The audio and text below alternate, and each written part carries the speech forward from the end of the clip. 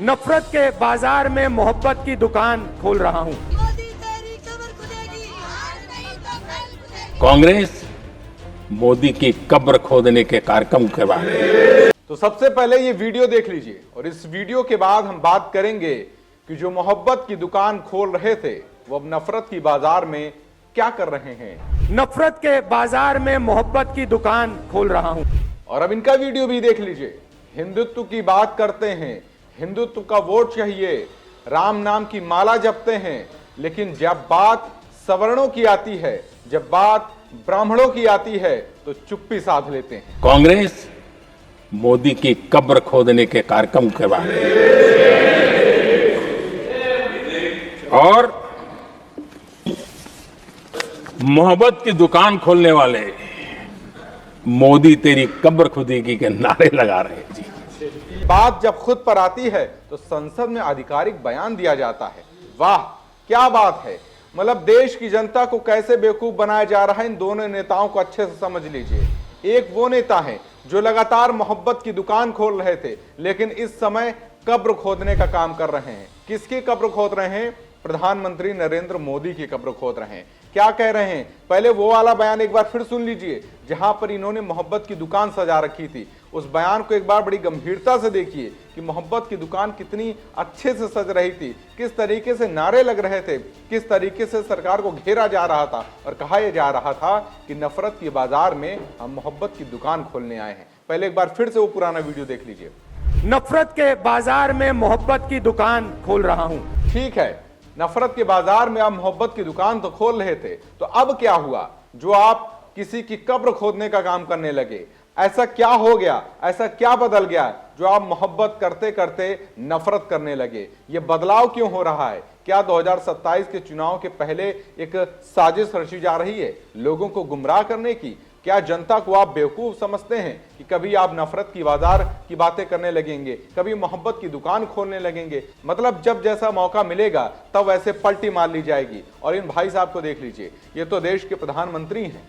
जब मन आया, जो मन आया, जैसे मन आया, जहां मन आया बोल दिया, वेशभूषा बदल ली, भाषा बदल ली और लोगों को समझ लिया कि एकदम जनता गुमराह हो चुकी है, लोगों को एकदम बेवकूफ समझ लिया है। मतलब 10 साल 12 साल क्या देश पे शासन कर लिया, अब ये लोगों को अपनी मुट्ठी में रखना चाहते हैं कि जो कुछ हम कहेंगे वो सब कुछ मान लिया जाएगा।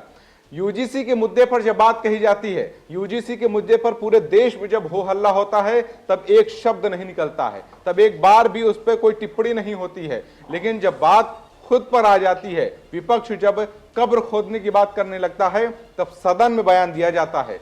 सदन में कहा जाता है कि मोदी तेरी कब्र खोदेगी। इस पर ये विरोध जताते हैं कि हमारी कांग्रेस अब कब्र खोदने का काम कर रही है। लेकिन जब यूजीसी का मुद्दा उठता है, जब जेएनयू में ब्राह्मणों का मुद्दा उठता है, जब जेएनयू में यह कहा जाता है कि ब्राह्मण भारत छोड़ो, जब जेएनयू में यह कहा जाता है कि ब्राह्मण तेरी कब्र खोदेंगे, तब प्रधानमंत्री की जुबान से एक शब्द नहीं निकलता है। तब मोदी जी ये नहीं बोलते हैं सदन में कि इस तरीके की नारे जेएनयू में, ऐसी सरकारी संस्था में, शिक्षण संस्था में क्यों लग रहे हैं। तब एक बार भी विरोध दर्ज नहीं कराया जाता है, किसी भी पार्टी के बड़े नेता के द्वारा विरोध दर्ज नहीं कराया जाता है। लेकिन जब बात खुद पर आती है तो तिलमिलाहट नजर आती है। एक बार फिर से प्रधानमंत्री का यह बयान सुन लीजिए। कांग्रेस मोदी की कब्र खोदने के कार्यक्रम के बाद और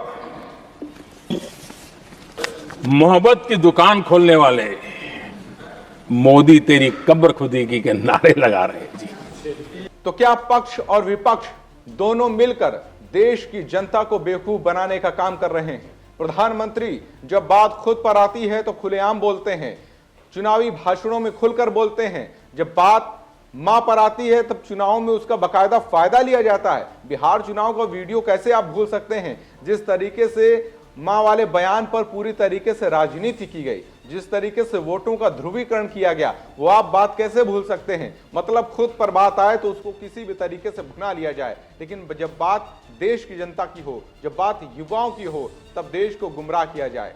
इतने समय से यूजीसी के मुद्दे पर पूरे देश में बवाल मचा हुआ था, लेकिन एक शब्द नहीं निकला, एक शब्द उस पर नहीं कहा गया, किसी भी तरीके का कोई बयान नहीं आया। जेएनयू में लगातार ब्राह्मणों के खिलाफ इस तरीके की नारेबाजी हो रही है, कोई सुनवाई नहीं हो रही है, किसी को नहीं पकड़ा जा रहा है।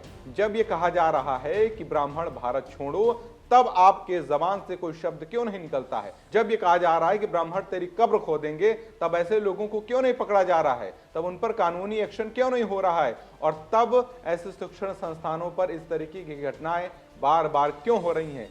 क्या जेएनयू ब्राह्मण विरोधी अड्डा बन चुका है कि लगातार वहां पर कोई भी आके धरना प्रदर्शन करेगा, कोई भी नारेबाजी करेगा, देश विरोधी नारेबाजी करेगा, और इसी तरीके से हर साल दर साल घटनाक्रम चलता रहेगा, लेकिन ना तो देश के प्रधानमंत्री बोलेंगे, ना तो इस पर कोई रोक लगेगी। मतलब बिल्कुल तानाशाही चल रही है, जो कुछ मन में आए, जब मन में आए, जिसको मन में आए बोलते रहिए। क्या यही स्वतंत्रता है? क्या यही अभिव्यक्ति की आजादी है?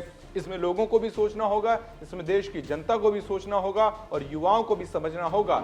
जिस तरीके से पक्ष और विपक्ष देश की जनता को जिस तरीके से बेवकूफ बना रहे हैं, अब ये जनता जागरूक हो चुकी है और वो समझती है कि किस तरीके से उनका ध्रुवीकरण किया जा रहा है। आपकी इस मुद्दे पर क्या राय है, हमें कमेंट बॉक्स में जरूर बताएं। मिलेंगे फिर से एक नए वीडियो में एक नए विषय के साथ, तब तक के लिए नमस्कार। This video is sponsored by Ram Group of Companies, co-sponsored by Nature House and Bhaiya Ji Silver Coated Ilachi.